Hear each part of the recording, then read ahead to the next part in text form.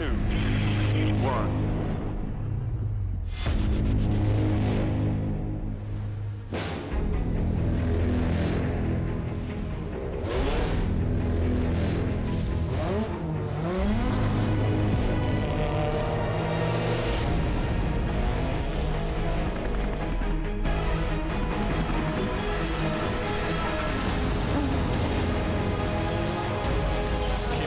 Keep pushing.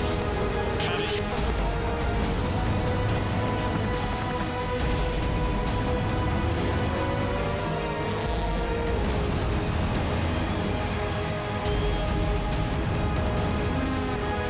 In Wisla.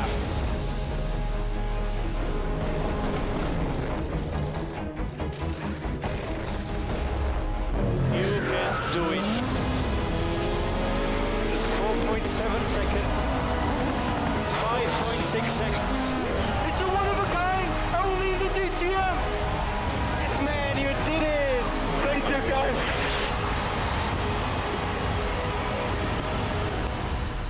Go, go, go, go, go. Yeah!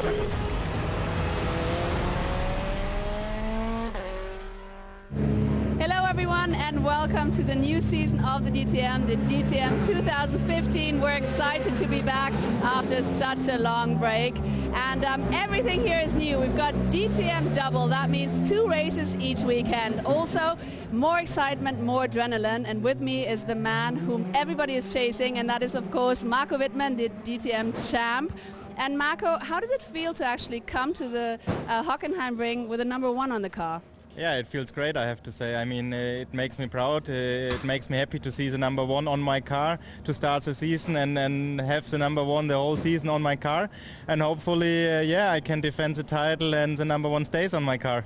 However, I mean, you know, the DTM is as close as never before. We can see that because in qualifying you're only P16. Yeah, qualifying was not so good for us, I have to say. We struggled a bit with our car performance, went a bit in the wrong direction for the setup. But yeah, as you said already, we have twice a chance this year, 2 races. So we give our best, and now we start P16, but we try to get in front and collect some points. All right, best of luck for that. Thank you so much, Marco. And as I said already, DTM has never been as strong and as close. And let's check out this little teaser. The countdown to the start of the DTM season has begun. 24 drivers from 13 nations will contest the 29th season in 2015. This is the man they all want to beat. BMW driver Marco Wittmann, last year's shooting star and big winner. At the end, everybody wants to catch me now. That's maybe the only difference to last year. But the rest of the field has never been this motivated. As long as we try and win the championship this year, that's my main focus. My strategy is just to push as much as I can. Maximum attack, try to beat all the others. And the grid has never been this strong. 7 former champions will line up alongside the current holder of the title. It's an exceptional prospect, the like of which the DTM has never seen before. DTM's very strong. You know, it's probably one of the strongest series in the world. Definitely the strongest touring car series in the world. I think it shows how strong it can be, how difficult it is to win the championship when you have so many different people. I think it's going to be very hard. I'm waiting for a very hard season. We have to see how our pace is compared to opponents. Opponents looks very strong at the moment. So, you know, we have to concentrate on ourselves, try to do the best job possible at every race, and then see at the end of the season. But it all starts again from scratch. It's a level playing field.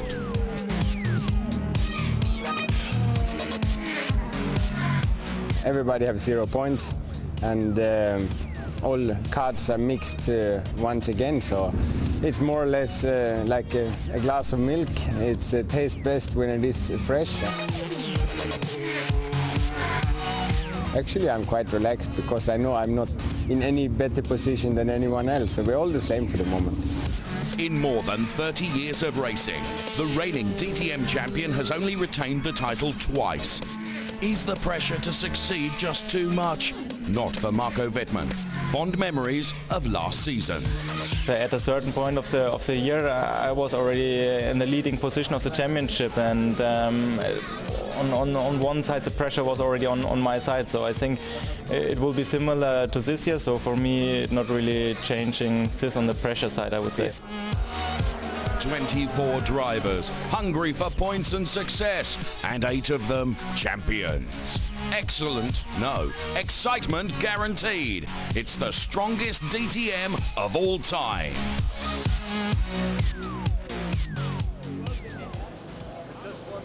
And the man who is in pole position is, of course, Jamie Green, who's still talking here with the team, obviously, because he's about to start the race. But I'm going to try to butt in, as you say, to ask Jamie just one quick question. Obviously, I mean, it's a perfect start into the first race of the season. There you are. Hi, Jamie.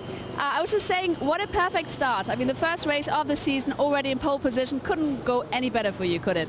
No, it's a good start, but obviously it's a long season with lots of qualifyings and races this year. So it's just the first step, but obviously we're really happy with it. And all in all, I mean, DTM has never been as strong as now with 8 champions in the field and everything. But you've got a pretty good feeling? Yeah, absolutely. It's a tough championship, but I'm up there with the best of them, so I'm going to enjoy the challenge. Absolutely. So best of luck for the race. Thank you so much, Jamie, and back to you guys. Thank you very much, Verena, down there on the grid for us. And when she was speaking to Marco Wittmann earlier on, that was before she was aware of the fact that there's been all sorts of changes in the grid, which we'll bring to you in full in due course. In the meantime, myself here alongside me is David Addison as well. Good afternoon to you. Double the action, double the excitement. Here we go. 2 DTM races every weekend. You're right, Dave Richardson. We are about to go racing. Antonio Felix da Costa getting himself in the right groove, and he'll get aboard the Red Bull BMW very shortly. Today's race is the shorter, it's 40 minutes and no pit stop. Tomorrow 60 minutes and the mandatory stop. Gone are the soft tyres, everybody's on that harder prime tyre. The option has gone, and we can just look forward to good old-fashioned racing without too much worry about strategy. The DRS regulation has changed a little bit for this year. The wing angle is different to promote more overtaking. It can be used 3 times a lap, so there's that element to factor in as well. But ultimately, you still come down to the tripartite battle between Audi, Mercedes and BMW. We have 8 former champions on the grid. We have a stellar cast ready to go racing. Marco Wittmann, P14, and Verena Wright is back down there with Mercedes now. Yes, I certainly am. I'm here with Uli Fritz, team principal of Mercedes-Benz in the DTM, and I mean, it's not looking so bad for Mercedes with Pascal Wehrlein in P2, and obviously you've got Di Resta in P5 as well. So how much are you looking forward to the first race of the season? Yeah, I think we had a reasonable qualifying this morning, and I think this is a solid base just to start the race. And yeah, the race will be 40 minutes, so there's a lot of things to see there, and yeah, we're looking forward to it. It's going to be a tough race, but one quick question. What happened to Gary Paffett? Why was he sent all the way to the back of the field? What happened? Yeah, during the qualifying, post-qualifying Park for me, there was a sensor which needed to be changed. Yeah, in the end, it was just a matter of fact that the rules say he needs to go back to the grid. Unfortunately, we have to live with that. Yeah, I guess you do, but still, you've got 2 in the front and you've got fantastic drivers. So best of luck for the race. Thank you very much, and back to you guys. Gary Paffett to the back of the grid. Effectively, it was a Parc Fermé infringement doing work on the car. Augusto Farfus also to the back of the grid because he did not have sufficient fuel in the car at the end of qualifying for that to be tested. And that therefore means that the grid will have Jamie Green on pole position and Pascal Wehrlein alongside at the front. And the next row of the grid then features these 2 cars as they come into their grid positions, those of Eduardo Mortara and Nico Muller, going from P3 and P4 here at the opener at Hockenheim. The 3rd row of the grid is where you will find Paul Di Resta. He's a former champion. So too is Mike Rockenfeller, whose Audi is alongside. Paul Di Resta looking pretty quick during qualifying earlier. One to watch for sure, Adrian Tombe, and newcomer to the DTM, a welcome to the British driver Tom Blomqvist. He goes from P8. 9th and 10th on the grid, Audi, Miguel Molina, Matthias Ekstrom. He's only 10th, work to do from there. Well, he will conduct that work stealthily, have no fear. Maxime Martin even goes from P11, and Timo Scheider alongside P12. Danny Junqueira is back for another year with Mercedes. He lines up ahead of Marco Wittmann, the reigning champion, only 14th on this grid. but he's elevated because of those two drivers at the back of the pack now. But P15 is Antonio Felix da Costa with Christian Vatouris, who led qualifying at one point. He's down there, P16. Bruno Spengler, yet another former champion, 17th. Martin Tomczyk, yet another former champion, only 18th. Not a great session for BMW.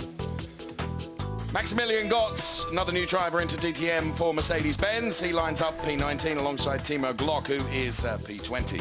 And then you get to Robert Wickens, 21st, Lucas Auer, 22nd, both elevated by penalties being given to the last two on the grid, who are? And those two drivers are Augusto Farfus and Gary Parfit. So Augusto Farfus, by dint of not having enough fuel to be able to take a sample at the end of qualifying, and a Parc Fermé infringement for Gary Parfit. And as Werner Aufrecht is now with Verena Wright.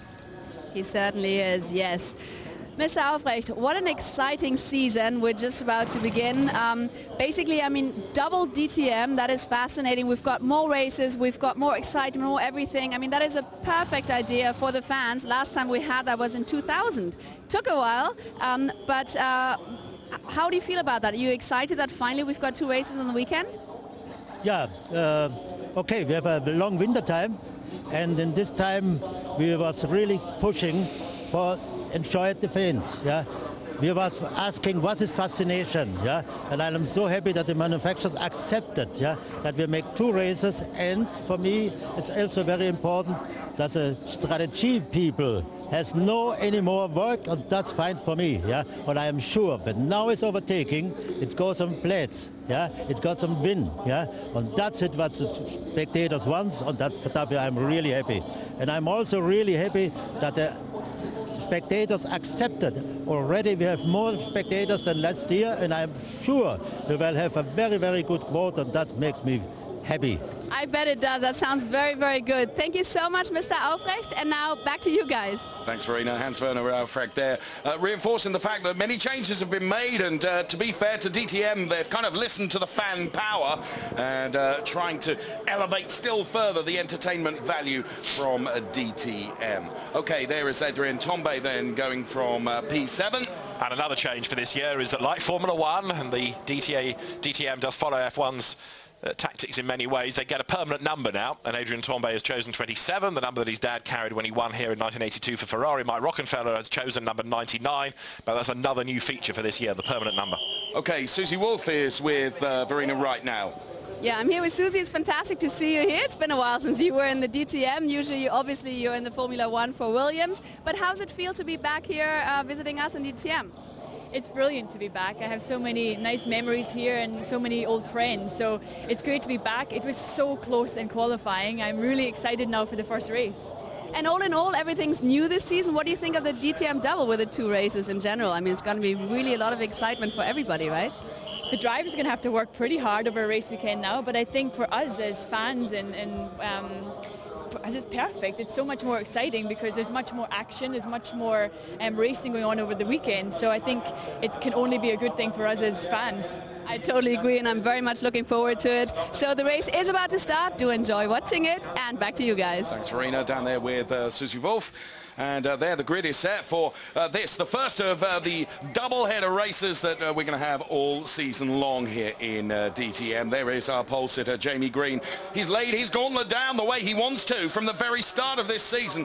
He is P1, and he will go from that position. And, well, Jamie is deserving of success here in DTM, and so looking forward to seeing him getting this race underway. Alongside him, Pascal Wehrlein, the Mercedes driver, who also has a Formula One deal now for reserve driver. Jamie Green, Pascal Wehrlein, P1, P2, then it's Edo Mortara and Nico Muller, then we see Paul de Resta and Mike Rockenfeller, Adrien Tombe and Tom Blomqvist, Miguel Molina, Matthias Ekstrom, and then it's Maxime Martin, Timo Scheider, and the rest of the pack there that you can see. So many former champions in here, and you made the point earlier on, David, that a lot of those champions are a lot further down in qualifying order than perhaps we would expect to see. But then you come back to a simple numbers game. You can't have everybody up right at the very pointy end. And those non-champions are very capable racing drivers in their own right. Jamie Green has been a race winner for Mercedes in the past, for example. He's now part of the Audi establishment. We know that Jamie is capable of winning this title if the cards fall his way. You've got the new drivers like Tom Blomqvist, like Max Gertz, like Lucas Auer. They are all with a good track record from other categories. So they too could be, as they're experience develops, be drivers to watch, and just about everybody in this race, I think, is going to play a part. It is a hugely strong field, that is for sure. And very shortly, the cars are going to be released onto their warming-up lap, ready to get some warmth into the Hankook tyres. 40 minutes plus 1 lap this race. As the engine notes rise, Jamie Green leads the field off the grid. Another feature this year is going to be trying to recognise different liveries against different cars, because some have switched from manufacturer to manufacturer, but there are some constants. And as the field then accelerates away, Augusto Farfus from the back of the grid in the Shell Helix livery. That's new for this year. You'll see that in a moment as the cars come out of turn 1. So the first Saturday race we've had in a long, long time, and race 1 here at Hockenheim is 40 minutes, and Marco Wittmann comes into it as the reigning champion, but a disappointing qualifying session. So we're on board then with Timo Glock momentarily. We cross back to the Schaeffler driver of Mike Rockenfeller then. These fantastic onboard shots that we're able to give you. The starting grid is up on screen as well. It's Green from Wehrlein, Mortara, Muller, then it's De Resta, Rockenfeller, Tombe and Tom Blomqvist.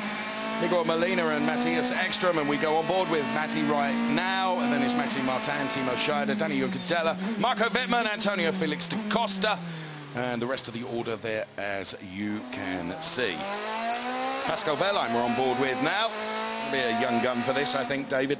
And he knows he can win races. We saw that in the wet at Lausitz Ring last year. Don't forget, Jamie Green was looking as though a win might go his way here. Sure. In the finale, it was that late safety car period that rather tripped him up. It was a gamble on the tyre strategy he used relative to Matthias Ekstrom, but Jamie certainly proved he's got the pace. It will be nice, perhaps, for him to continue that and actually take the win in this race, but that's far easier said than done. As I said, there's this very, very tough field all queued up behind him. What progress under the new rules of DTM can the likes of Farfus and Paffett make? You haven't got the ability to do it on pit stops anymore and try and roll the dice on strategy. It has got to come down to pure racecraft now.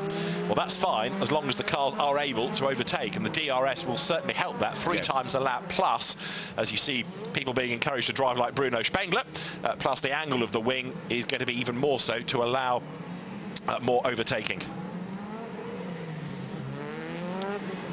So there is Bruno Spengler working his way through the Mercedes arena, and we have Jamie Green working his way now up towards the grid. There is the pole position driver, a last chance just to urge a bit of warmth into the tyres, and then he'll start from pole position. 3, go, 2, 1. So listening to the team radio of Jamie Green. Go, stop. Good. So we heard him being urged to stop. He was in his box in exactly the right place, and that's where he needs to be.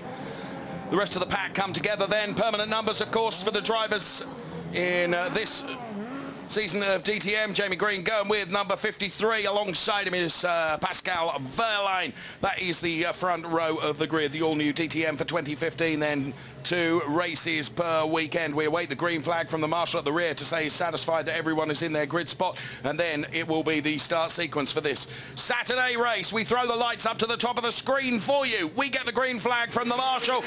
The engine note rises, so does the tension and the excitement. Let's go racing. Jamie Green away. Pascal Wehrlein. Jamie Green gets a brilliant start. Pascal Wehrlein appeared to bog down a little bit, but he's got it all together now. And Paffett and Farfus away well from the back of the grid as well. Spengler made a rocket ship start. Tombe's out wide. Martin's out wide. Scheider's out wide, and he's got damage. Bodywork comes off Scheider's car. Jamie Green's away and gone as Wehrlein tries to hang on against Muller, who gets forced out wide. Muller loses track position there, though, because Mortara's come up and passed him, and Rockenfeller tries to buy into it as well. But Jamie Green has pulled a gap already. Absolutely, look at that from our heli shot. You can see what a margin Jamie Green has got. Through the parabolica they come. Pascal Wehrlein is having to defend very, very hard. He's got 3 stacked up behind him, including Paul de Resta. As they break now. A little nerf from Paul de Resta through the hairpin. Tombe also got a nudge and nudged others, but Maxime Martin, I think, has bought into this. There are 2 more out wide. Glock is one of them. So it's all frantic stuff at the hairpin on the first lap. Jamie Green is getting away, and despite all the dramas, they've survived the opening lap. Marco Wittmann is on the move as well. He's just got himself up past Adrian Tombe. Ekstrom is next in the queue, and Farfus there being being blocked a little bit because he ran wide, and behind Robert Wickens he got blocked in, so the Mercedes is slow. Farfus then ducks past him as they come down towards the stadium for the first time. But Farfus, right from the back of the grid, is really making progress. Fantastic racing from Augusto Farfus. There we see him, and the rest of the pack come through here. There is Timo Glock, and there is Augusto Farfus. Gary Paffett is moving up as well, but not making the progress that Augusto Farfus is, that's for sure. Absolutely right, and also Tomczyk trying to battle his way through. Jamie Green leads at the end of lap 1, and look at the gap that he's pulled already. Wehrlein goes through second. In third, he's pulled Resta. Small gap back. In fourth place, you've got Mortara. Rockenfeller fifth. Nico Muller is sixth. Seventh is Wittmann. Eighth is Tombe. Ninth then is Ekstrom, and the top 10 rounded out by Maxime Martin. And Tombe all over the back of Marco Wittmann just a couple of moments ago. Pascal Wehrlein still able to hold that position in P2 at the moment. But Jamie Green, 2.5 seconds up the road. That's incredible stuff. Jamie Green doing everything that he needs to do. As we see Timo Scheider there with retirement. And there's Mercedes coming down there as well. That's Wickens, who was slow. We saw on track. Scheider, remember, had got damage. And he's had a punctured tyre. Certainly something has caused Wickens' car to drop on the front. Jamie Green it is then who leads the way as the cars work their way now through the hairpin once more. The gap he had at the end of that one was 2.5 seconds alone. But you've got others further back who are desperately trying to work their way now into contention. Blomqvist has gone backwards. You just saw him at the back of the pack coming out of the hairpin, and here's why, because he was knocked into a big slide on the first lap. Others scattered around him, and as Blomqvist trying to sort himself out, he wasn't the only one in strife on lap 1. Antonio Felix da Costa off the road as well. And then struggling for traction has another spin. And Scheider's race is done already. A double champion, and that race one did not last long, did it? No, it didn't. Out very, very early on, and Wickens also clambering out of the car. Robert Wickens there. That car being retired also. So 2.5 seconds to the good. Jamie Green, Pascal Wehrlein managing to hold the baying pack behind him, and there we can see bits of bodywork being thrown off those cars as the dust cloud emerges then. Right, the battle's on for second place, I reckon, now, because what you're having is Pascal Wehrlein coming under more pressure from Paul de Resta. So those two together, as they work their way round turn 1. Wittmann's out wide, and Tombe gets the run up the inside. Wittmann doesn't give him any room at all, but Adrian Tombe keeps on coming up to turn 2, and he's gone through. Brave stuff. I said about a lap ago, Tombe was all over the back of Wittmann, and at last he has made that move count. Marco Wittmann now will try and fight back around the parabolic, and they go. This is brilliant stuff from DTM. There they are, absolutely locked together. Tombe has made the move count for now, but Marco Wittmann, as they head up towards the hairpin, is very nearly right alongside him. Now, let's see. Different lines through this hairpin. And Marco Wittmann dives up the inside now. Tombe has got a little bit more momentum. There was a little bit of a nudge between the two of them there, but I think Tombe has done enough. But also Ekstrom is right with them as well. And in the background, Farfus up to 14th from 23rd on the grid. Farfus is driving an absolutely storming race. He would have been 3rd on the grid, so he's got the car speed as the field works its way then up towards the completion of the Mercedes Arena section, then down towards the stadium. Lucas Auer there going through ahead of Max Goetz, the two Mercedes rookies on board with Wittmann now coming into the stadium. A little bit of wobble from Adrian Tombe up ahead. Under investigation then, the incident between car number 13 and car number 17. Miguel Molina and also Antonio Felix da Costa. We saw Antonio Felix da Costa pirouetting on the runoff area. So Marco Wittmann now having lost out to Adrian Tombe. There is Jamie Green, and the margin now is 3.37 seconds over that man, Pascal Wehrlein, as DRS gets enabled. Now the race is on. We have just under 35 minutes of racing still to come. This is brilliant stuff from DTM on a Saturday. Up towards turn 2 and a bit deep into the corner goes Wehrlein, but I think he's going to get away with that. Rockenfeller is coming under pressure from Muller now for his 5th place, so that could yet change. But Jamie Green's advantage is extending all the time, even though Wehrlein behind him has just done a personal best within the first sector. The gap is not coming down because Green is even quicker, and the Mercedes overlap for second, and de Resta goes through. Up on the inside, Paul de Resta takes second place. Wehrlein tries to get back up the inside of the former champion and former Formula 1 racer, but he can't do it. So de Resta now is released. What can he do about Jamie Green? Well, the chase is on now, isn't it? As we see Augusto Farfus, who has made tremendous progress up the pack from the very back row of the grid. As they pile through here, there is Tombe, who's got past Wittmann. And there is the Augusto Farfus car.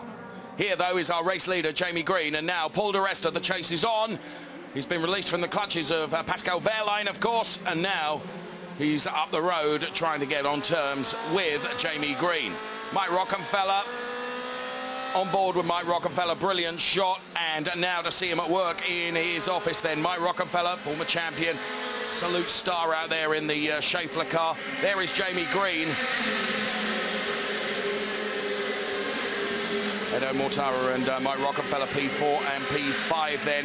And Paul de Resta is certainly peeling away from Pascal Wehrlein. He's got the speed there, hasn't he? He has, and of course Wehrlein now can be a sacrificial lamb in a sense and have to start defending from the Audi behind. Let's catch up with Robert Wickens' dramas. He's with Verena. A big drama there all about Robert. Obviously your race is already over, you retired. Why? What happened? Yeah, when you start at the back and yeah, shit happens. You know what I mean? Yeah, nothing really happened, to be honest. It was a minor contact. It was nothing severe, nothing crazy. I guess just the wrong angle with the wrong car, I guess, because I had a puncture, and I think also the suspension's damaged as well in the left front. And that's it. But if you look at the car, there's really no real damage on the car, but I had to retire from suspension damage, so it's a shame. I think I had a good start. I don't know how far up I made it, but it felt quite good. But do you think your mechanics are going to be able to fix it till tomorrow for the qualifying? Yeah. I think for sure, yeah. I mean, it doesn't... Unless there's something massively wrong, but it didn't seem too bad. I just lost steering on the left front tire, so should be pretty easy. I guess in a case like that, it's kind of a bit uplifting that you know tomorrow you've got another qualifying and another race. Today's definitely a day to forget. You know, I didn't do any running on Friday or on free practice 2 because of an engine issue, and then quali I went straight in with no laps in the dry. And yeah, now out in lap 1 here today, so not many laps for me today. Best of luck for tomorrow then. Thank you so much, Robert. A very disappointed Robert Wickens, obviously, and now back to you guys. So well done for getting hold of Robert Wickens. Verena right then, clearly disappointed with suspension problems causing his early retirement from this race. Okay, now Marco Wittmann is coming under pressure from Matthias Ekström. Battle of the champions, reigning champion versus double champion. It is for 8th and 9th on track, and Ekström on the previous lap did the best of anybody in the first sector. He's now caught up to Wittmann, but the good news is that we are on to now lap number 6, and that means that DRS is enabled, which means that the wing flap can be used to do some of the overtaking. And this is the key part of the circuit anyway, if you get a tow, where that DRS will help, assuming that Ekström is able to get close enough and then use it to his advantage.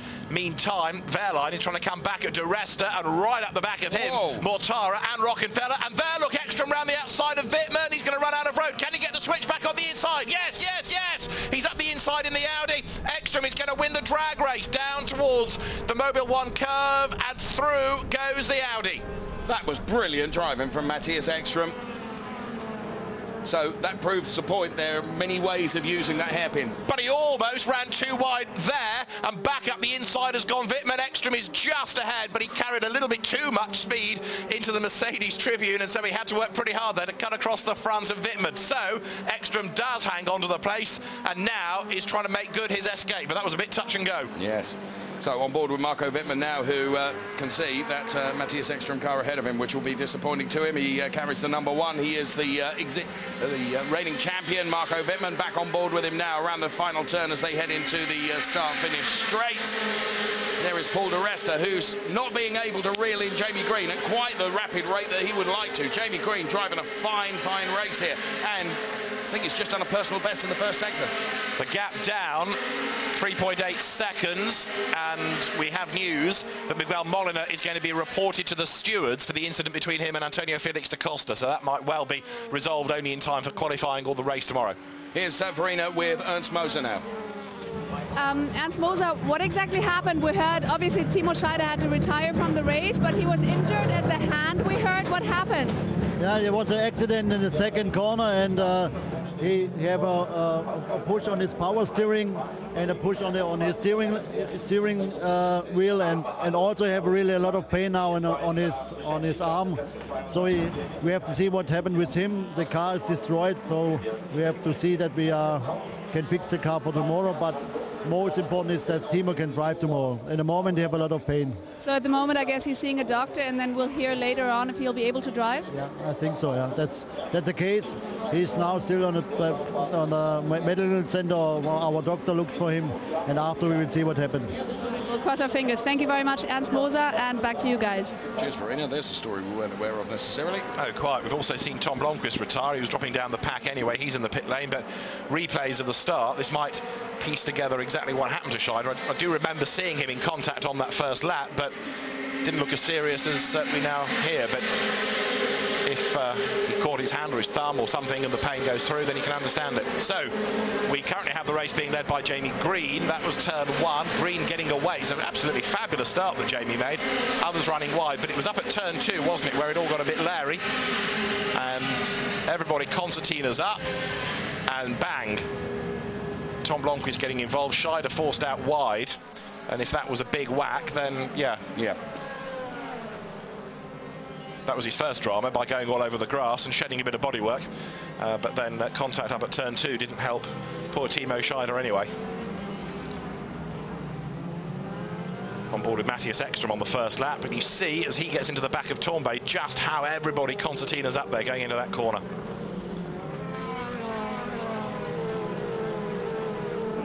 So Jamie Green it is, leading the way. He's on lap 8. He's done a personal best in sector 1. You can see how many places people have gained or lost on the graphic, but Jamie is the constant, staying at the front as he was on pole position. Adrian Tornbay 7th from 7th on the grid, but De Resta, the man that's going forward. So Wittmann has also gone forward. He's gained 5 spots, and Augusto Farfus 10 places gained up into 13th position. And Gary Paffett up 9 into P15 now. So those from the very, very back of the grid making great and rapid progress. And now Augusto Farfus has got Bruno Spengler lined up in his target sights. Timo Glock runs behind him. Farfus for the RBM team, Spengler for MTech, different squads running the cars, even though they are effectively the same machine. Timo Glock, meantime, is a lot further down the order than he would want to be in 14th place, but Farfus trying to make some progress. There he is in the Shell Helix Ultra BMW coming up over the line. Leader goes through, the gap still hovering around the 3.8 second margin. Jamie Green to Paul De Resta, and we have got just under 27 minutes plus a lap still to go. So then the gap at the front being managed perfectly by Jamie Green as we go back on board with Timo Glock, who's running down there in P14. Now there is Paul De Resta, who's eked out a little bit more of a margin between himself and Pascal Wehrlein, and Pascal Wehrlein can just back them all up and allow De Resta to try in his quest to get on terms with Jamie Green, but he's got a lot of work to do to achieve that. 26.5 minutes left to run plus 1 lap as we see Bruno Spengler there and Christian Vittoris. Now Spengler's going to make a move here because he's got the run. If he's on the DRS, then he's going to be able to perhaps duck up the inside, but no, he couldn't get out of the slipstream in time.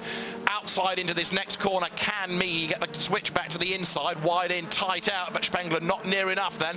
So Christian Vittoris hangs on to the place at the moment, and Farfus and Glock are joining this party as well. So Vittoris really is in jeopardy, because if he gets mugged by 1, he could well get passed by a further 2 BMWs. Absolutely. So there we watch that, and there is our race leader, Jamie Green. And check the margin this time around. Looked to me like Paul De Resta was a little closer, but I'm wrong. Gone the other way, in fact. Yes, he's lost a 10th on that lap. So Green, De Resta, Wehrlein, Mortara, Rockenfeller, Müller, Tornbay, Ekström, Wittmann, Martin is the order. There is Marco Wittmann, the reigning champion. Life's a heck of a lot tougher at the moment, isn't it? 9th, although in fairness, he didn't really shine here, having won the title at the back end of last season. It was the one time he never got into Q3, for example. And so as the leaders there turn through, another car with a drama is Miguel Molina down the pit lane very, very slowly. Yeah, so another potential retirement there. And this could well be the reason why, because he gets a tag, doesn't he? And that spins him round at pit in, and that was Gertz that did the turning, I think. Maximilian Gertz got into the back of him. Well, he's certainly very, very slow down the pit lane, and that car is being driven straight into the garage, so that's the end of his race, and that's a pretty unfortunate incident, isn't it? So, yet another retirement in this first of the 2 races across the weekend. There is Jamie Green, there is Paul De Resta, and it's Pascal Wehrlein and Mortara, then Rockenfeller. Maxime Martin, P10, and Timo Glock just diving out of the slipstream there of Augusto Farfus. There we're on board with Timo Glock now. And Augusto Farfus with the Christian Vittoris car ahead. Been able to find a way past Christian Vittoris yet, but Timo Glock also in that hunt as well. But we know that Farfus is quick, given how much he's achieved in the race thus far. So he comes up over the line. The gap, Spengler to Farfus, is half a second. This is Wehrlein at work, and he runs third at the moment in the HWA run Mercedes. Ahead of Wehrlein is Paul di Resta, but he's 1.7 seconds back. Now there is Jamie Green. The gap has come down. It's now 3.6 seconds. Green to di Resta as they head up towards the hairpin. And di Resta in turn shaking off Wehrlein, who's rather more busy now trying to defend from the Audis. Mortara, Rockenfeller and Muller all stacked together, with Tombe joining that. And Ekstrom isn't going to be far behind them either. Right, let's find out about Tom Blomqvist's demise from his first DTM race. He's with Verena. Yeah, what is going on in this race? Tom, new at BMW, new rookie. It was looking very, very promising for you, considering that you were the best BMW starting in P8, but then all of a sudden you ended the race. Why? What happened with you? Yeah, obviously it was a pretty decent start to the weekend, I guess, qualifying 8th.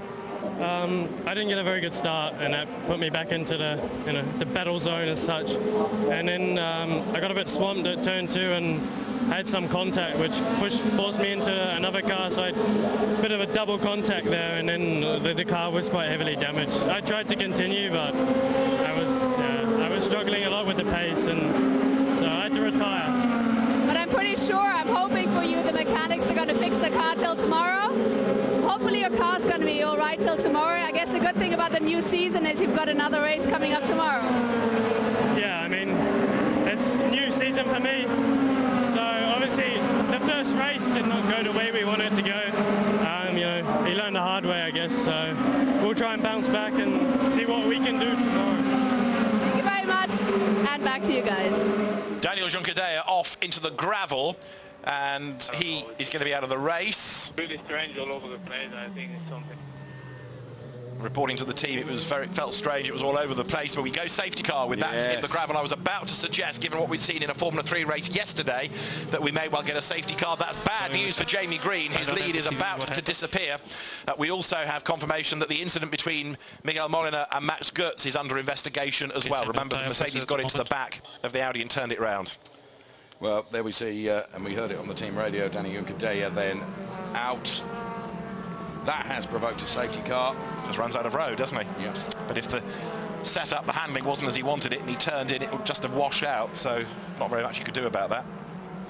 Now, the point you made is that Jamie Green and all his hard work from the very start of this race, where he had built himself a 3-second plus margin over the hard-charging Paul di Resta, cancels naught now.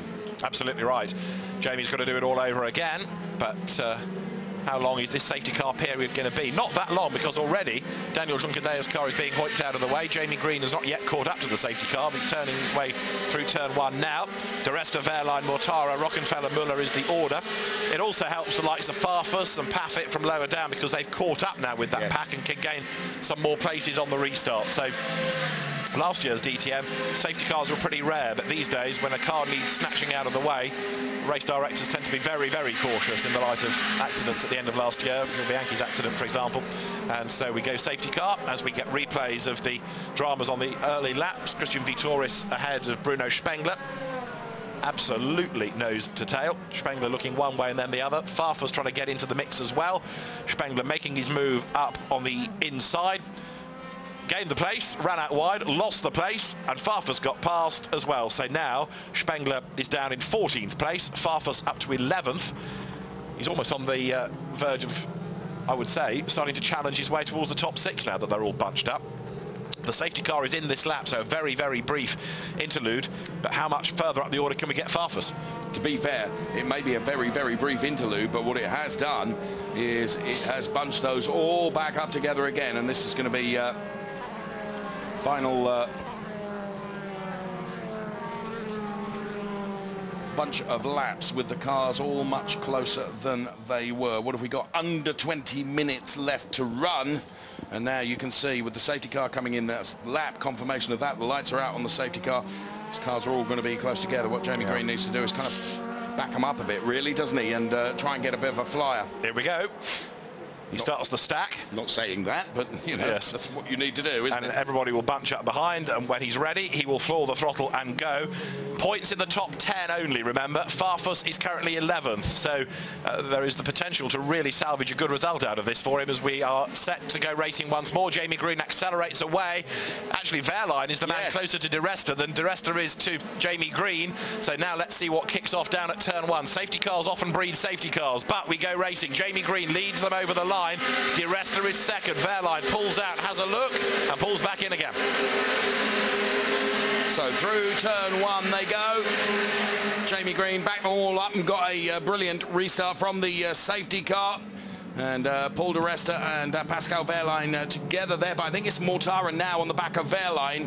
It's closer to Wehrlein than Paul De Resta, as Paul De Resta tries to pull away as well and succeeds in so doing. Mike Rockefeller is in there as well for P5. Up towards the hairpin they come then. In terms of time, we've got 18 minutes plus 1 lap to go.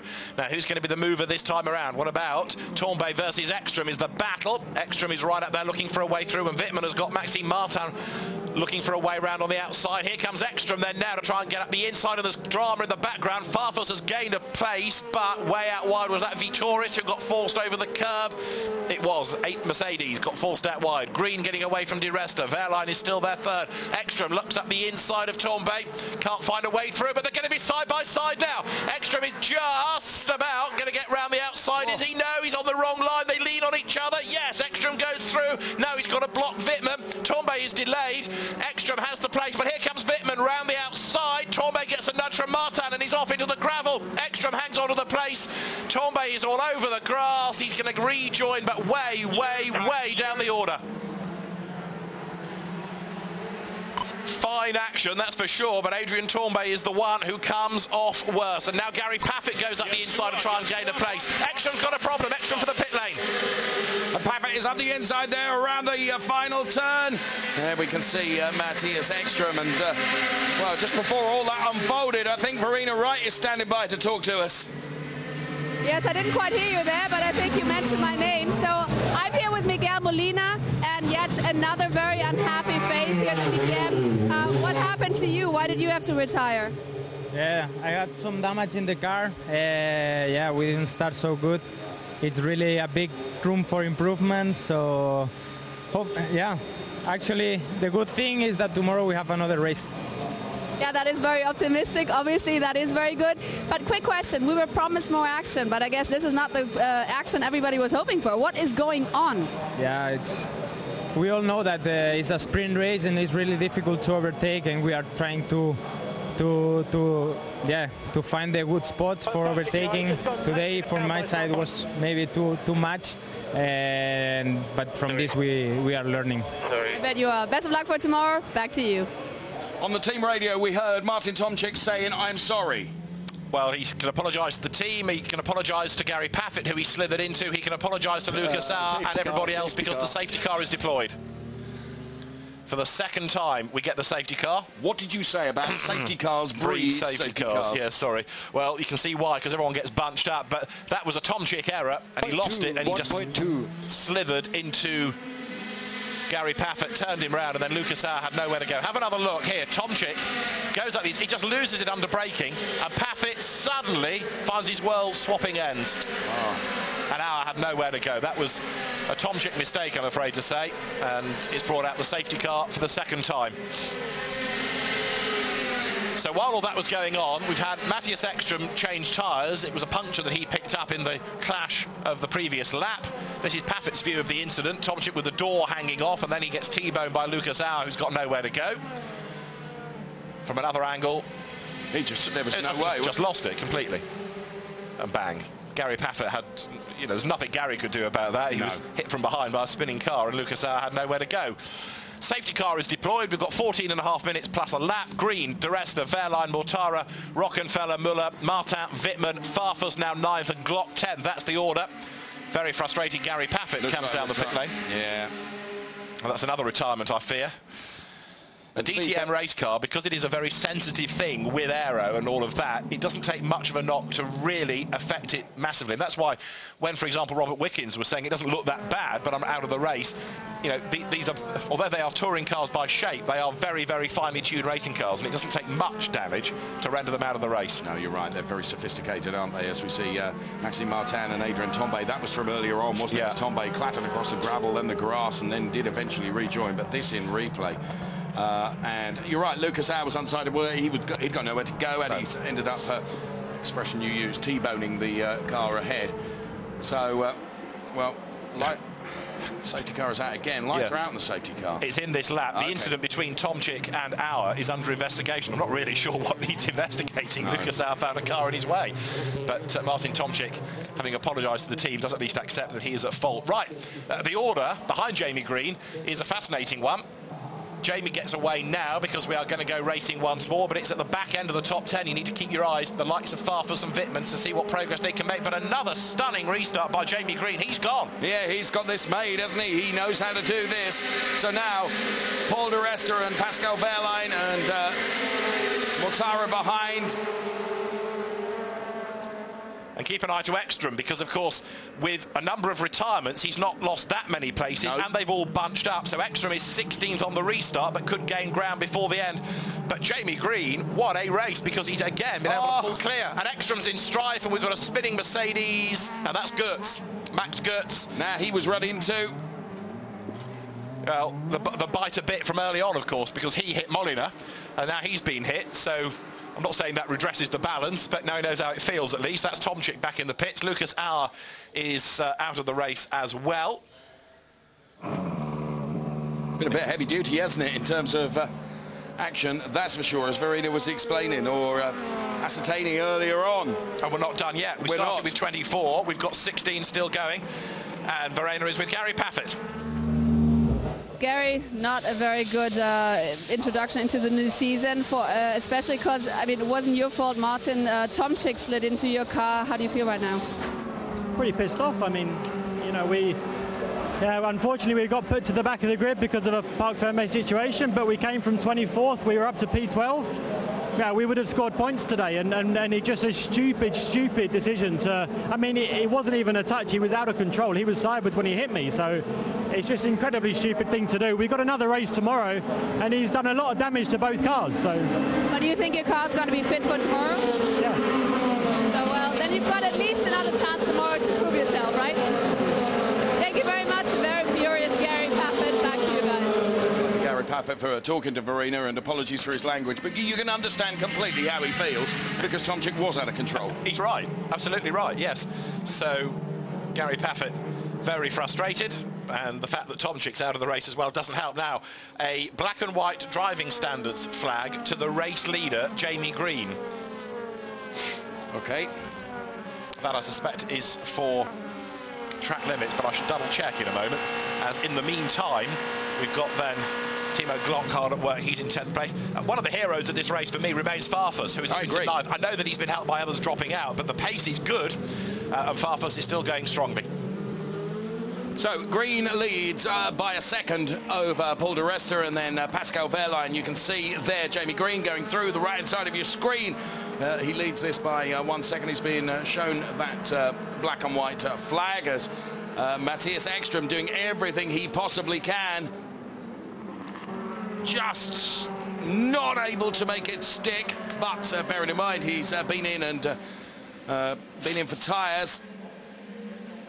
Going to try and make his way up the order in the final 10 minutes plus one lap that we have of racing left in this DTM race 1 of 2 across the weekend. Augusto Farfus is, well, perhaps the driver of the day so far, because he's gone from the very back of the grid up to P9. There's our race leader, Jamie Green, going through, and he's only got 9/10 over Paul de Rester. I just wonder whether the Mercedes is coming to Paul de Rester right at the end here, or whether Jamie is just managing it. I'm tempted to go with the latter, but de Rester has been there or thereabouts all race, having got past Wehrlein. He has looked strong, that is for sure. Mike Rockenfeller is still there in 5th spot. His target is Mortara, as it has been for the bulk of the race, really. I still get the feeling that Jamie Green has this all under control, and he's building the gap in the first sector. He's quicker, you see there, than de Rester on that 1/3 of the circuit. So what have we got? 9 minutes and change on the clock still. Rockenfeller ahead of Muller. Behind Mortara, there is Mike Rockenfeller, one of our great 8 former champions, if you include the reigning champion, making his way then out of the hairpin now. Wittmann, meantime, is in 8th place. Farfus is 9th. And on this lap, Maxime Martin, who was up into 7th after all the skirmishes of the last few laps, he's done a personal best in Sector 1. Walking wounded here, Tombe, Vitoris and Ekstrom, they've all been involved in battles and scrapes and muddles over the course of the race. Vitoris attacks Tombe, Ekstrom tries to get up with both of them, and Tombe, in the Playboy Audi, hangs onto the place for the moment at least. Yes. Let's find out how Timo Scheider is doing now with Verena.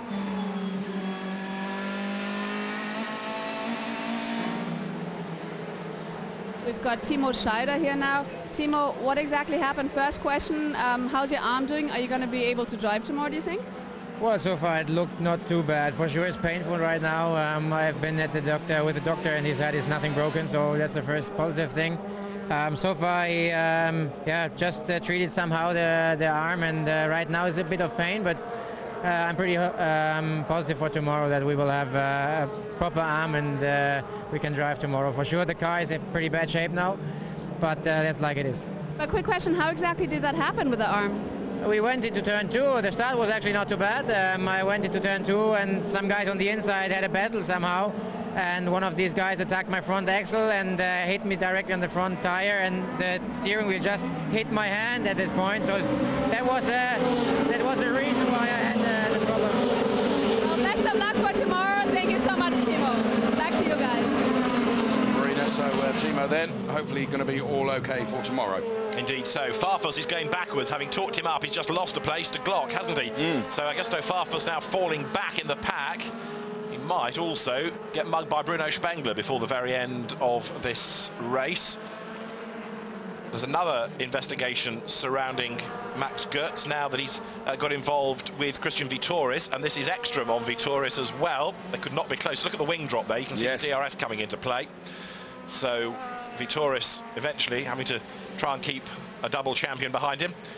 And we also have Martin Tomczyk out of the race after his dramas up at the hairpin. He's with Verena as well. Martin, it's a crazy race. Did you lose control of your car? Why? Actually, yes, I did. Why? We had a safety car. After safety car, my brakes were not completely there. And when I tried to brake out the rear was immediately locking, and I had no chance. I just, the rear slide away. And I tried to avoid an accident, but with a rear locking wheel, I mean, you have no chance. And unluckily, I hit Gary and Lucas, so it's a shame actually, but at the end that's the racing what we do here. You're always on the maximum, and sometimes you're a bit over. It shouldn't happen, but in this race I think we saw quite a lot of incidents, so it's tough racing here. Do you think this is still kind of the thing, learning by doing, and tomorrow obviously you guys all learn something and it might be different, or do you think this is what we can almost expect tomorrow? Oh, I mean, it's difficult. I mean, I don't want to stand here and say, yeah, we have to learn, and it's still 18 races and enough points to go. When the green lights are going on and it's the first race, for sure everyone want to show off and want to prove himself. So perhaps it was a bit too much today for all of us, because it was a hard racing so far. For sure, even we can learn, and I hope we learn up to tomorrow. 1/3 of the cars are out, so that is pretty tough. But I'm crossing my fingers for everyone tomorrow. So best of luck for tomorrow. Thank you very much, Martin, and back to you guys. Oh, we're not done yet either, are we? Thanks, Verena. 5 more minutes on the clock, plus a lap. And there are still battles to be resolved. Jamie Green is leading. Pascal Wehrlein, you're with him, is in 3rd, chasing after Paul de Resta. In fairness, of the last lap or 2, gaps have started to open up once more. But a man on a mission is Timo Glock. He's up into 8th spot. Farfus has fallen behind him, but so has Wittmann. You saw Glock get past Wittmann, but Glock's race is coming better and better and better as it winds on. Maxime Martin is at the moment the best BMW driver in 7th place, which I wouldn't have expected him to be the best after qualifying, and the best BMW in 7th, that's a lot further down than you would have anticipated. Absolutely, and Timo Glock it is that is P8 with just 4.5 minutes left to run plus 1 lap. Don't know whether Glock is going to be able to get onto the back of Martin. That will be a big ask, I would think. 4.5 minutes on the clock, you mean, yes. Oh, thank you. Right, there's Marco Wittmann, the champion, and Augusto Farfus. We see there. And Ekstrom's making progress. Yes, He's got past is. Vitoris now, so Ekstrom is 13th. Okay, points for the top 10, but Ekstrom's not done yet, and he might be able to buy into somebody else's skirmish. De Resta has been caught by Wehrlein once more, hasn't he? This isn't over yet for bragging rights at Mercedes. No, I think Pascal Wehrlein is lining De Resta up. He's running out of time to so do, but of course, and he's got to be ever mindful of the fact that he's got Edo Mortara not far behind as well. So, from a manufacturer's point of view, Mercedes P2 and P3, those positions change before the end of the race. But Jamie Green has just driven the ultimate, hasn't he? I was going to say, it's perfect job. Sure to drive, hasn't it? Jamie leads the way now, 2.2 seconds. He is ahead. De Resta has pulled away from Wehrlein over the start and finish line, so Wehrlein now has to think about what's going on behind, and what is behind is the Audi in the hands of Eduardo Mortara, in the same colours carried by Augusto Farfus for the last couple of years. This is Rockenfeller, who still runs 5th. Now, where's the nearest combination of cars? You're looking at about 4/10 between Wehrlein and Mortara, and 4/10 further back, Farfus 10th versus Spengler in 11th spot. 3 more minutes. We're going to get probably, what, 3 more laps? And Pascal Wehrlein lines up Paul de Resta. This is to the hairpin they go. And Pascal Wehrlein goes through. Paul de Resta tucks in behind, and Edo Mortara not able to do anything. I just wonder whether Edo was going to buy into that battle as well. But there has been the position change there, as Pascal Wehrlein now goes back into P2 and relegates Paul de Resta to P3. Looks as though he had the pace, and the only way to protect him from Mercedes was to get him ahead of De Resta, and then he can pull away. De Resta, if he is going a bit slower now, he can be the blocker, because there, look, De Resta didn't make life overly hard for Wehrlein, but if he's got a quicker car, it makes sense to let him go. And yes, Mortara did think about getting up the inside, but he wasn't quite close enough. So here in the Paul de Resta team on the team radio. Adjust the brake balance, adjust the brake balance. Adjust the brake balance, we're hearing. So if he has got a problem, and that's why the car's been losing pace, he can try and rectify that and fight back if he can. But for the moment, Wehrlein is gone. So Jamie Green comes through. 2 minutes to go. So it's going to be this lap and 1 more to get you to the end of the time, plus the 1 lap. Plus the 1 lap. 3 more laps on the Audi pit wall. They watch on. Jamie's advantage 2.5 seconds over Wehrlein, but De Resta is coming under attack from Eduardo Mortara, that is for sure. Look, they're all concertinaing up behind, because you've got Rockenfeller, you've got Muller as well. How far back from Muller is Maxime Martin? 4 seconds. So I don't think even if the Audis were to get past De Resta, he'd fall prey to Maxime Martin, but it is possible that all this line of Audis behind him can wriggle away by. And the first key point is going to come now up at the hairpin.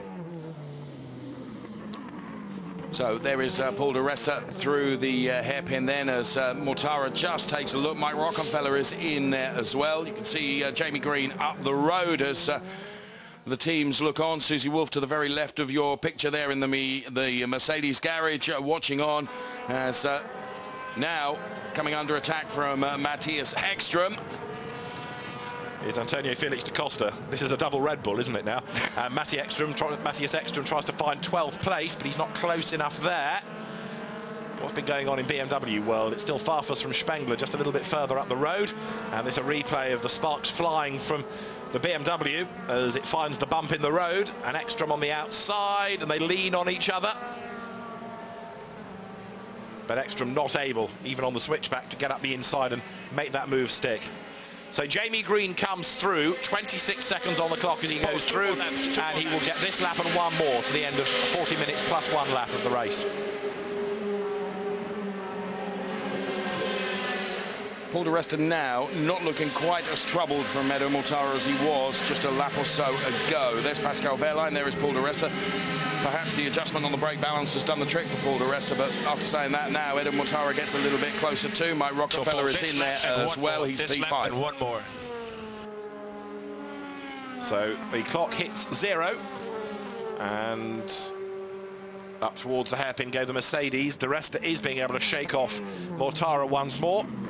Disappointing start to the season for BMW, that's for sure, but Jamie Green continuing the great pace of last year here. He didn't win the race, but he led the bulk of it. It looks like he is going to score victory in the opening race of DTM 2015. He has always been the man to beat in this. He's always been able to extend the gap again, whether from a standing start or a restart. So he works his way then through the Mercedes arena down towards the stadium. Second is Wehrlein, third is De Resta, fourth is Mortara, fifth is Rockenfeller, sixth is Muller, then a gap before you have Maxime Martin, seventh, best of the BMW drivers. So reinforcing what you've said, Jamie Green really has controlled this, hasn't he? And all his experience in DTM coming to count in this particular race, where a few times of asking, he's had to restart again from safety car periods as he heads towards the timing line now to start what will effectively be his last lap. Indeed so, because the clock has hit 0. It's 40 minutes plus a lap. It's confirmed by race control that we're on to the last lap of the race now. And Jamie Green goes onto it with an advantage of 2 seconds over Pascal Wehrlein. Still there in third is De Resta, fourth is Mortara, but Jamie Green doesn't have to worry about what's going on behind him. All he has to do now is keep the car away from the curbs, away from anything nasty, and just bring it home at what has been a very good drive indeed by Jamie Green. Concur completely. So there is Nico Muller, who is running in 6th place, but this man, it's been all about him, because did everything he needed to in qualifying as he goes through the hairpin and heads down towards the stadium complex now. Jamie Green, Pascal Wehrlein, Paul De Resta, the 1, 2, 3. Just see Maxime Martin in the back of that picture, who is P7. Nico Muller and Mike Rockenfeller there, but that is our race leader. There is P2. All of them come into the picture right now. And Jamie Green within sight of the checkered flag almost now. He has a couple of turns still to do, and then he will head towards that timing line and take what will be an utterly assured victory here in DTM. Race 1 of the weekend. He heads towards the line. He sees the checkered flag, and Jamie Green wins in DTM. It's his first win for Audi. It's his first win since Norris Ring 2012, and that is a hugely important victory for Jamie Green after a really trying season last year. Jamie Green wins. Pascal Wehrlein second, Paul De Resta third, fourth Edo Mortara, fifth Mike Rockenfeller, sixth is Nico Muller, seventh across the line Maxime Martin, eighth to Timo Glock, ninth Marco Wittmann, 10th from the very back Augusto Farfus, Bruno Spengler, 11th, 12th Matthias Ekstrom, 13th Antonio Felix da Costa, 14th Christian Vitoris, 15th Adrian Tombe, and the last finisher, 16th Max Goetz. What a race! Wow. Wow. So the first race of 2 across the weekend in the all-new DTM for 2015 goes the way of that man, Jamie Green. In the Hoffman Group Audi RS5 DTM, he takes the win, and in truth, never looked like he was going to be troubled, and whatever the race could throw at him by way of challenge, including safety cars, restarts, etc., nothing troubled him. He was able to control that with poise and with precision, and always looked like he had that under control. Pascal Wehrlein, a fine second place for him. For a number of laps, he was actually P3 because Paul De Resta had managed to get past him. Here is Dieter Gas now with Verena Wright, and I suspect a very happy Dieter Gas. Oh, I suspect a very happy Dieter Gas. Congratulations. First race in the season, and Audi won it. And you were already in the qualifying very, very strong. And now in the first race, you've got 4 in the top 6. Happy? Yes, sure. I mean, to win the first race after the winter break is always very, very important, because you really don't know up to the first qualifying session where you really are.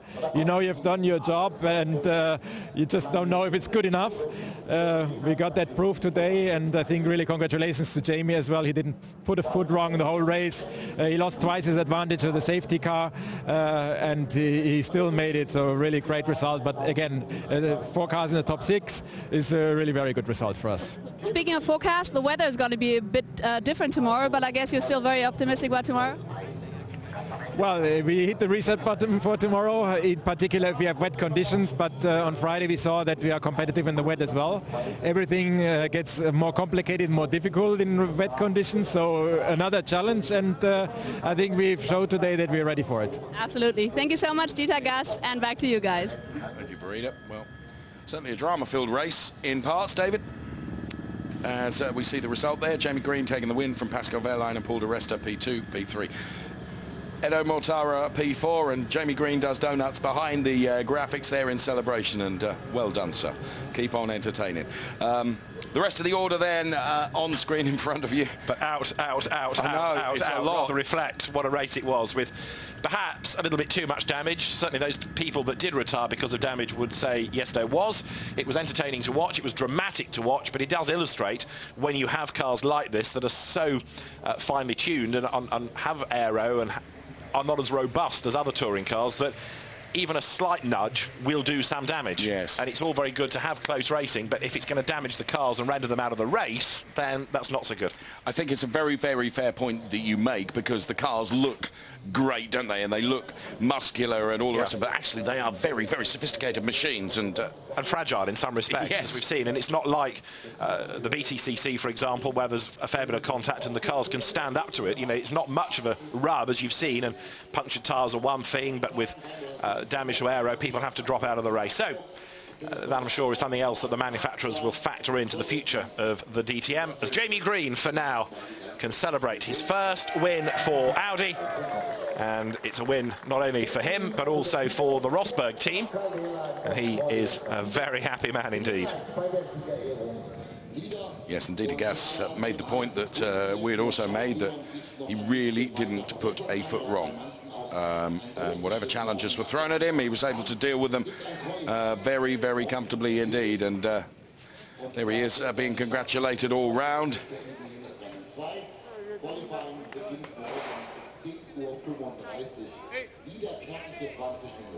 Hands the paperwork over to the team. The DTM officials now ready to whisk the drivers away. In some cases it will be to TV cameras, in other instances it will be for scrutineering checks.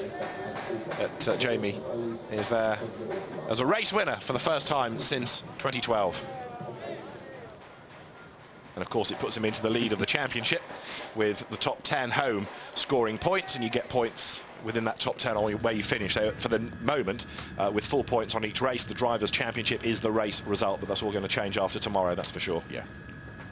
So Jamie Green then at the top of the table, but another race to come tomorrow, which is brilliant. So 2 races across any given DTM weekend now. And Dieter made the point that, as we look at Paul di Resta there, Dieter made the point that weather conditions are going to be very different potentially tomorrow. Yeah, rain is forecast. They had some wet running, but limited wet running at the start of Friday. But we know that the wet racing can often throw even more things into the mix. Plus, tomorrow's race is longer and it's got a pit stop. So they make their way up to the podium now. And there is Pascal Wehrlein, who at one point was relegated, wasn't he, to P3 from Paul di Resta's overtake, but in the end he was able to overcome that and get back past Paul di Resta. Some brake balance issues going on, we heard over the team radio. There's Manfred Sandbichler from Hankook Tyres there, and Oliver Kapfenstein, we could just say from Mercedes-Benz. Here is Paul di Resta with Verena now. Yep, he certainly is. Paul, first of all, congratulations. I mean, I guess that is a good start into the season with the P3, third place rather. But quick question, you were pushing really hard for second place, but then you had a brake problem, or what were you struggling with? Yeah, unfortunately, the last 5 laps I seemed to run out of brakes. I seemed to come across, just couldn't stop the car for the hairpins, and I was getting a bit worried because a few times I nearly went off, but we'll analyse it. I think the main thing is everybody at Mercedes-AMG, the job that they've done. I think where we were last year, where we are now, the work has paid off, the restructure, and good times are ahead. You know, we've got a strong package. If you'd said we were going to finish third, I would have signed it last October, definitely. So you're looking forward to tomorrow, I guess? Yeah, we are. We were very confident in qualifying. We had a good car. I think tomorrow is going to be wet. We looked very strong in the wet as well. So, yeah, I think we're optimistic that we're going to go away with some good points. But, you know, this new format has been quite intense today as a driver. to know exactly how to manage your time. But you know, we can certainly go in the office, relax a bit. The pressure, I think, is off slightly compared to what it was maybe a month ago. But you know, I think the other manufacturers, we're going to keep rollerballing because we started quite a long way behind, and look where we are now. Well, good job. Thank you very much, Paul. Back to you guys. Thank you very much. Great to hear from Paul di Resta as we see a beaming from ear to ear. Jamie Green. What a star you are. It's been a long time between wins. This is a very sweet victory indeed for the British driver. Jürgen Abt is there to, Hans-Jürgen Abt is there to congratulate him, I think, in the background as well. And the British driver, Jamie Green, a very happy man. The winning margin in the end, 2.3 seconds. And important because not only is it a win, but it's also his first for Audi. He's there talking to Daniel Schuster, one of the PR team at Audi, and we think the podium ceremony is about to get underway. Indeed it is, as we see Jamie Green then. Great reception for him, justifiably so. He is a really nice guy too, isn't he? And there he is up on the top step of the podium.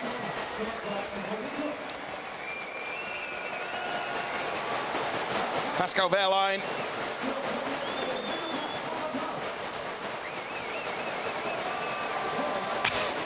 Anything Audi can do, Mercedes can do louder. And two British drivers on the podium. A nice national anthem we're going to hear.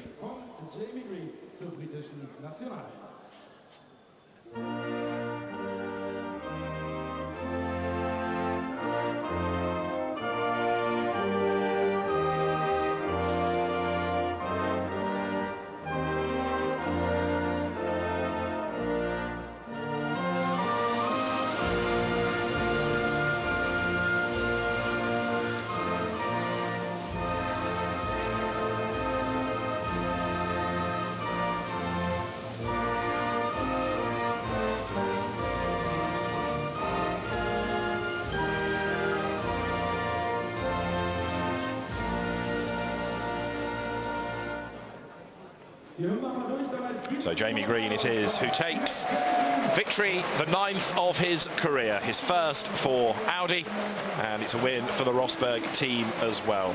And Alexander Safavi, the Deutsche Post senior marketing manager, is there to hand over the trophy to a relieved and a delighted Jamie Green. He really had a difficult season, to say the least, last year, but just before anybody were to write him off, Jamie is back, and straight away he's the man now spearheading Audi into tomorrow's race because he's well up there on points. Absolutely, as the trophy presentations continue, Manfred Sandbichler then from Hankook Tyres makes the trophy presentation to Pascal Wehrlein.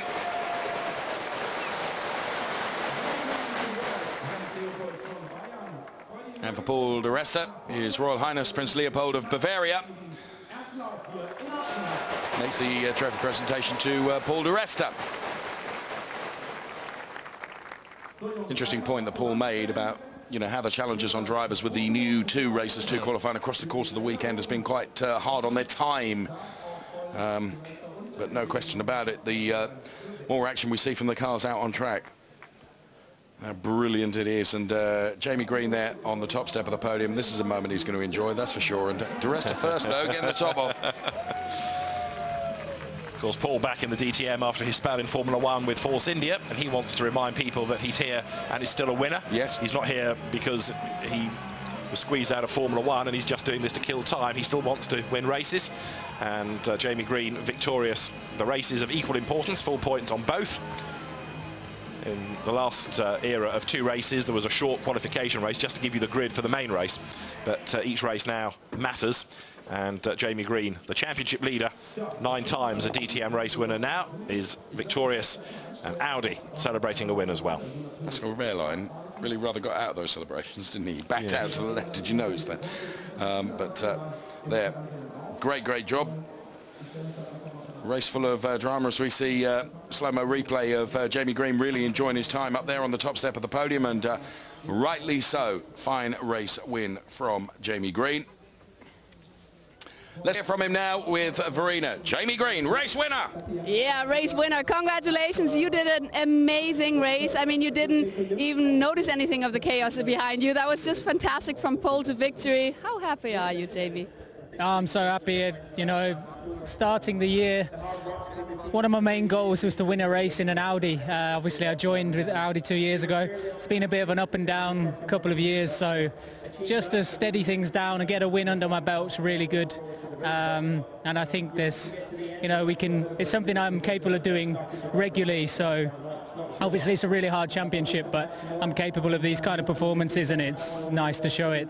Absolutely. And tomorrow, if the weather is a bit different, I mean, you like the rain as well, right? So you're optimistic about tomorrow. I know it's, you know, we're pressing the refresh button. It's all new, but you optimistic?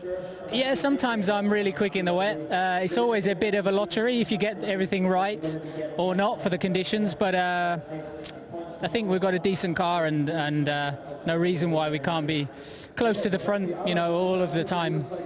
Let me guess, one thing about the new DTM is that last year you probably would have finished a bottle of champagne, but knowing that tomorrow you've got another race, I guess you won't celebrate too much tonight.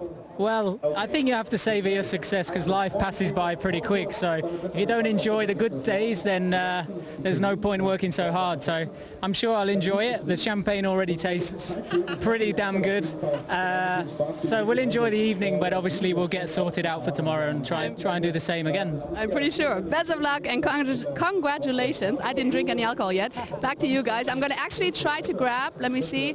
Nope, got him already. Well, I'm going to look for him. So back to you. I'm going to find Pascal. Thank you very much, Verena, and Jamie. Quite rightly, he is going to be doing some celebrating tonight as we take looks at the top three. Then we're just in Paul de Rasta. Here's Pascal Wehrlein's car. Then Verena is chasing him around the podium as we speak, trying to catch up with him. So Pascal Wehrlein opens his book with a P2 for the 2015 campaign, and then P1, and no mistake in it. Dominant race from that man, Jamie Green.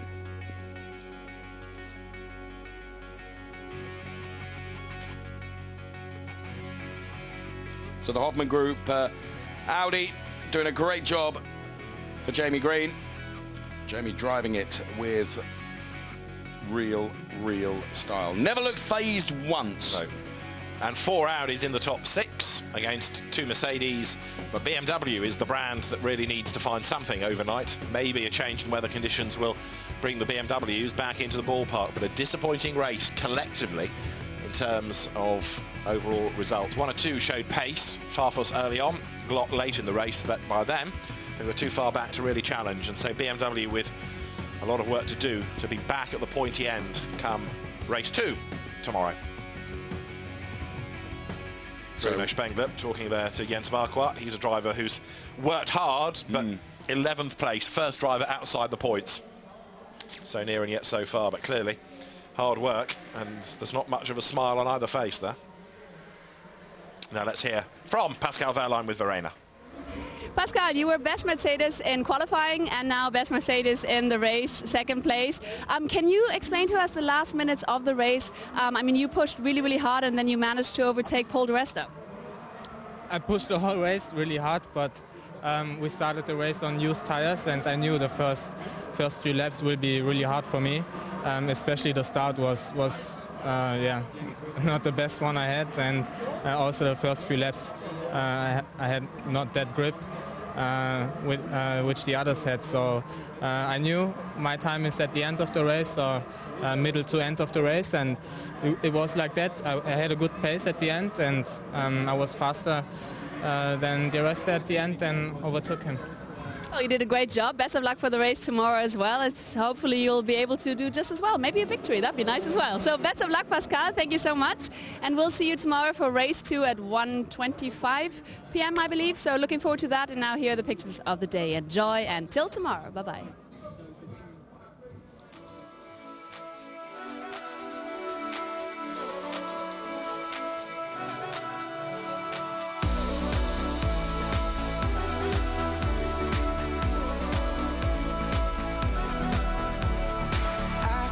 You're watching me under the light. Can I be a line? They say it's easy to leave you behind. I don't wanna try.